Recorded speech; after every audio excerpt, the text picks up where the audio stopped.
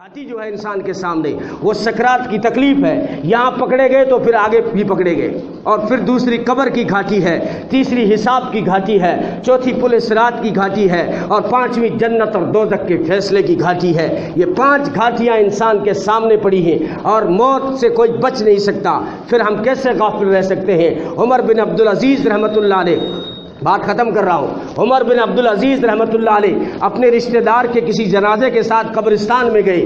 جنازہ جب قبر میں اتارا جا رہا تھا تو وہ ایک طرف جا کے بیٹھ کے رونے لگے۔ لوگوں نے کہا آپ تو رشتہ دار ہو، اس میت کے رشتہ دار ہو، آپ الگ دور جا کے کیوں بیٹھے ہو؟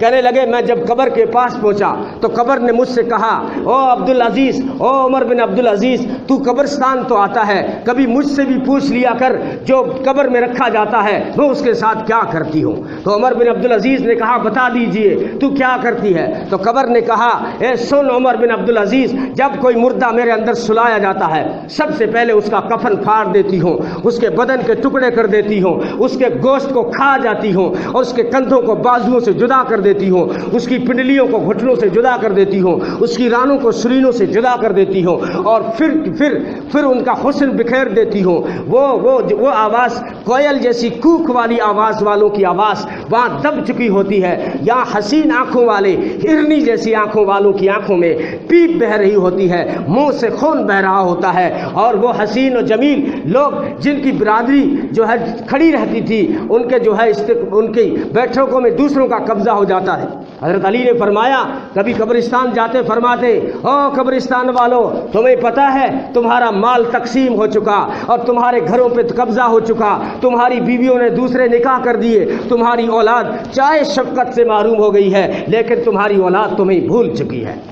یہ انسان کے ساتھ یہ ساری گھاٹیاں ہیں، اس لیے ہم غفلت سے نکلیں، دین کی طرف آئیں، نمازوں کی طرف آئیں، کچھ وقت نکالیں۔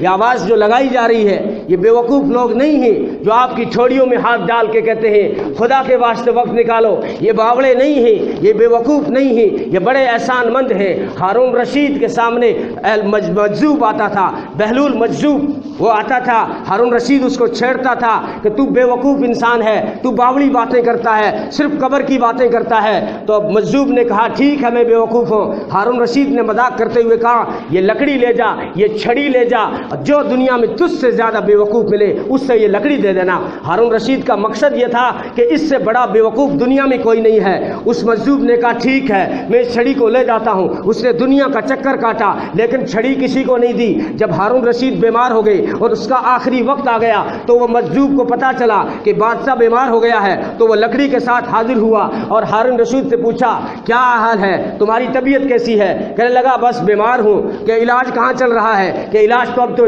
ملک الموت ہی کرے گا، علاج تو اب تو اسرائیل ہی کرے گا، اب تو کیا کوئی ڈاکٹر کام نہیں کرتا۔ ملکہ الزبتھ نے کہا تھا ڈاکٹروں میری زندگی بچا لو، میری زندگی بچا لو، ایک ایک منٹ کے بدلے میں جو ہے لاکھ روپے دوں گی، لیکن ڈاکٹر سارے کے سارے خاموش ہو گئے کہ ہم تجھے نہیں بچا سکتے۔ ایک دلہن جس کو سجایا جا رہا تھا کہ اس کی رخصتی ہونے والی ہے، باپ جہیز کا سامان دے رہا تھا، تھوڑی دیر کے بعد خبر آئی کہ دلہن دنیا سے چل بسی۔ اس کا باپ رونے لگا، کہنے لگا بیٹی میں نے بہت سارا سامان دینے کا ارادہ کیا تھا لیکن کفن دینا بھول گیا تھا۔